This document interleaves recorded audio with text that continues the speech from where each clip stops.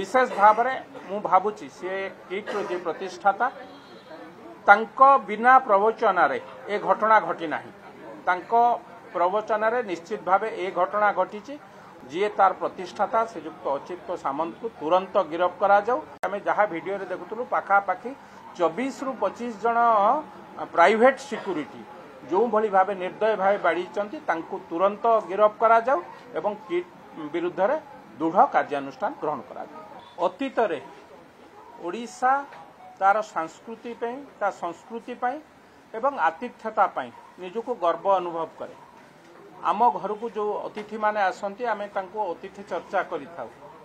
एवं जो माने बाहर राज्य रु आसुचंती कि बाहर देश रु जो पिला माने आसुचंती विशेष भाव में आम ओडिशा माटी रे पाठ पढ़िबा पई ओडिशार कला संस्कृति शिखिबे आम संस्कृतिर प्रचार प्रसार हबो आम शिक्षार प्रचार प्रसार हबो आम भाषार प्रचार प्रसार हबो एवं से कथारे आमे तांको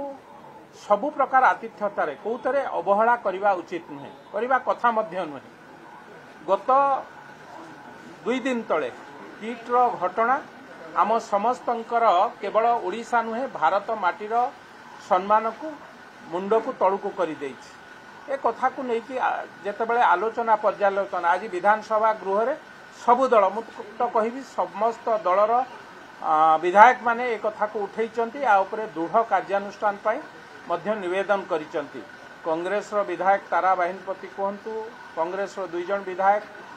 बिजू जनता दल रो प्रताप देव ठारू आरंभ करी अन्यान्य विधायक एवं भारतीय जनता पार्टी मध्य टंकधर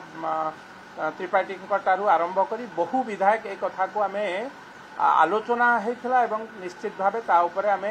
दाबी रखिथिलु बा से कथा को लेकिन आलोचना करिथिलु। जीरो आवर रे प्रकृति लामसा 19 वर्षीय प्रकृति लामसा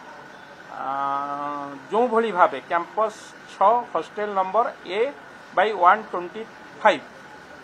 सेठारे किट्ठारे आत्महत्या कला एवं तार परवर्ती अवस्था रे कॉलेज साइन होइछि एवं एभली एक अप्रीतिकर परिस्थिति सृष्टि होइछि एवं से कथा को नहीं सेठी जो माने प्राइवेट सिक्यूरिटी अछन जो भली भावे निर्दय भावे से पिला मानकु नेपाल रो पिला मानकु माड़ मारिचंती से कथा से वीडियो को देखी हब ना एभली भावे बाड़ेइचंती एवं बाड़ेइबा संगे संगे गोटे सेंटेंस कहउचंती तम देशर बजेट जहा आम कॉलेज रो बा आम महाविद्यालय विश्वविद्यालय बजेट होउची से ए कथा को कहिला बेले कोठी ना कोठी ए अति निंदनीय कथा अति छोट कथा एभली कथा कुहा जाए नाही। कौनसी देशर बजेट कौन होई पारे से गरीब होई पारन तांको देश छोट होई पारे आम तुलन बा आम बजेट तुलन किंतु एभली कथा कुहा जाए नाही। विशेष भाव में मु भावुची सी किट्र जे प्रतिष्ठाता तांको बिना प्रवचन ए घटना घटी नाही। तांको प्रवचन निश्चित भाव ए घटना घटी अतीत रे मध्य बहु जमी दुर्नीति रे से माने किट कर्तृपक्ष लिप्त थिले